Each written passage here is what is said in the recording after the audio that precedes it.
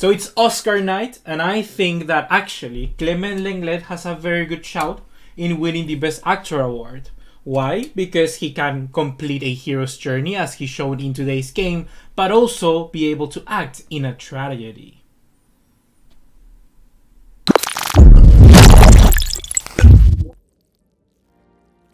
What's going on, guys? ¿Cómo están? BugaLuis here, and welcome back to another video here on the channel. And today you are in the Real Betis versus Barcelona preview, a 5-goal thriller. And yes, give this game best picture already. But now, all jokes aside, guys, before starting off, if you enjoyed this video, be sure to drop us a like and leave us a subscribe, share it with your friends, and also follow me on social media to suggest any sort of videos or recommendations you may have. But now I would like to begin off this review by talking about how Barcelona managed to shape to Real Betis, because I mentioned in my preview that the way that Real Betis play was certainly going to be an advantage for us, and we could take that as an advantage, but also likewise for Real Betis would be the very same way, because we also play similarly to that. So I was very surprised at the way that Quique Setién set out his team with a 2 lines of 4 and then 2 strikers up top, typically the 4-4-2. It was a very similar system to that Ernesto Valverde implemented the last time we played Real Betis with Valverde still at the helm.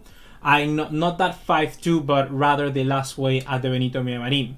We also decided to win that game by being effective on the counterattack on those small occasions.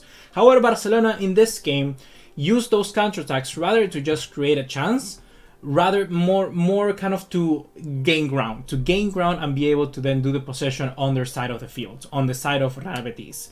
So this is a very big change from what we saw from Valverde. The formation is not linked to the style of play. The style of play here was rather different to that to Valverde, and it still worked. We still managed to use the counterattacks to gain that sort of advantage in their half and then create the chances in that manner. And a hard time indeed they gave us. We start off very badly, conceding a penalty very, very early into the game, a handball by Lenglet. The very first time I saw it, I knew it was going to be a penalty. With the rules now implemented in football, especially in the Spanish league, where they're just so strict, it had to be a penalty. And Sergio Canales did a very good job of sliding that one in. Normally it was Joaquin, but Joaquin wasn't on the field, so the job relied now on Sergio Canales. And by the way, this also meant that Lenglet was going to get a yellow card, and that would mean that he misses the next game, but also because he gets a red card later on in this game, it's kind of like it doesn't even matter. So this yellow card kind of reduces the impact, not in the short term, because of course we're 1 man down, but it's still in the kind of long term of things, he won't be able to play that game against Getafe. The game started to become this sort of kind of halfway battle in the midfield, seeing which team could get to the other ones first. It was like a tag of war, but it was very interesting to see. And the main battle for me that I kind of want to highlight is that one between Emerson and Junior Firpo. I don't know if there's some beef between them, but let me tell you guys, they were fighting like if their life depended on them. What was on with these two players? Literally, whenever Emerson had the ball, Firpo was always constantly there. And the same for Junior Firpo. He had the ball and Emerson was constantly breathing down his neck. That is a battle that it was just very, very interesting to see, especially because Emerson, as we know, is a player that will come to Barcelona. So I don't know, will that relationship get better? Maybe that will be a romantic movie to make. And the main man today, in my opinion, for Barcelona, had to go to Frenkie de Jong, because he was the main instrument to get Barcelona back into the right melody, to get back into winning ways. His goal with the pass from Messi was exquisite, literally. It's like the forbidden fruit. That smooth pass from Leo. Then Frenkie de Jong chested it down in the first, on the volley, getting past Robles. That's thing of absolute beauty. Frenkie de Jong here is playing much more advanced, and he was able to connect and associate himself much, much better like he did previously in the game against Levante. This is a role that de Jong can be getting good at. He's not directly, in my opinion, the best he can perform, but here he's showing still very good performances. Literally, this game was almost of a 9 and a 10. The best game I've seen him play is in a CDM position, and the other ones after that as well, also CDM. But if he can still produce in a very similar kind of level, in a position that is not his own, I don't have anything against it. Do you have anything against it? I think you wouldn't.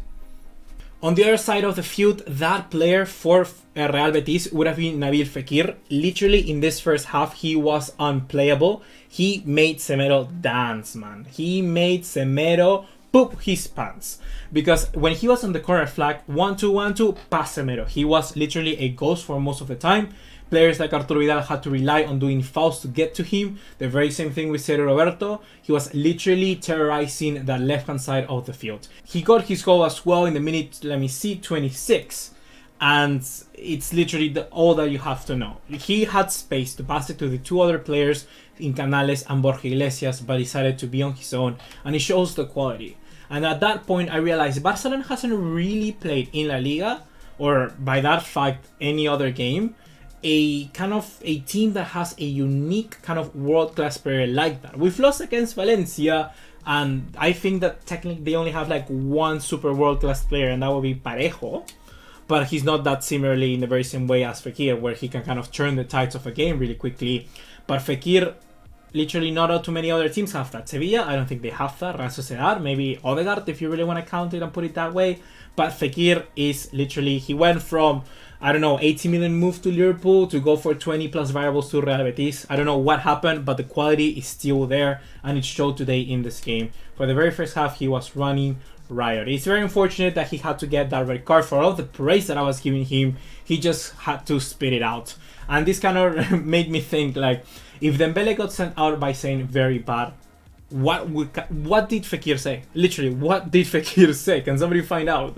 And at this point of the game, you can say that Barcelona were really not dominated, and they were certainly doing catch-up, not only by the scoreline, but you can say most of all because of the way that it go to every single challenge and every single play. Barcelona were a little bit slower to get into it. The number of fouls was 8 for Barcelona and only 3 for Real Betis. That meant that Barcelona were always, like I say, getting into the challenges very, very late. They were always trying to regain the possession of the ball. Real Betis were doing a good job in not only cancelling Barcelona, but also retaining that possession for their own to create those chances. So very good on Real Betis, very good on Rubi and his team for that moment, so for that part of the game. Thankfully for Barcelona, it came from a cross. Assist from Lionel Messi, 2 assists at this point by the 45 minute plus 2, so 47th minute. A volley from Sergio Busquets, and I was going insane. Our DMs are literally saving our life at this point. Sergio Busquets, and a wonderful goal. There was a kind of controversy saying to go to VAR about him or Lenglet, I think, withholding Bartra so that he couldn't kind of run into Busquets, but that wasn't given. There was not enough contact there, and Busquets managed to get the volley, managed to get the goal, and managed to get Barcelona equalized. And at that point, I was thankful. This game wasn't necessarily bad for Barcelona, but we should have been 2-1 at that stage. 2-1.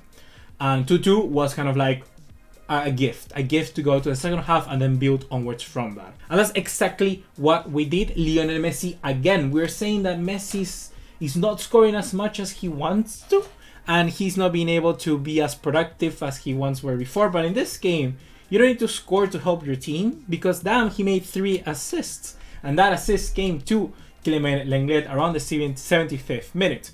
And let me tell you, there was that game, I don't remember exactly which one it was, that Lenglet also previously scored.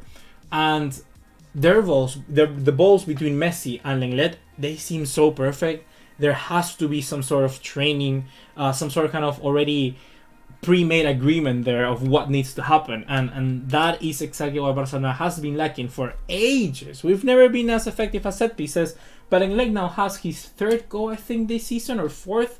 Don't count me on that. I think it's 3. I think it's 3. So around that time in the game, Barcelona just completely dominated, and it helped a lot having Fekir given that red card, because then Barcelona just completely mounted that domination that they didn't have before, and it helped them a lot until, of course, Lenglet got that red card, and then it became 50-50 in a way again.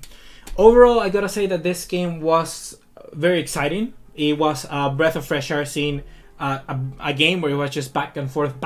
You could see as many goals as this one, and you really didn't want to miss any chances. You could still think that something was going to happen by the very last minute. All throughout this game, you could feel a goal was coming, and that is something that, for instance, against Bilbao, we couldn't see.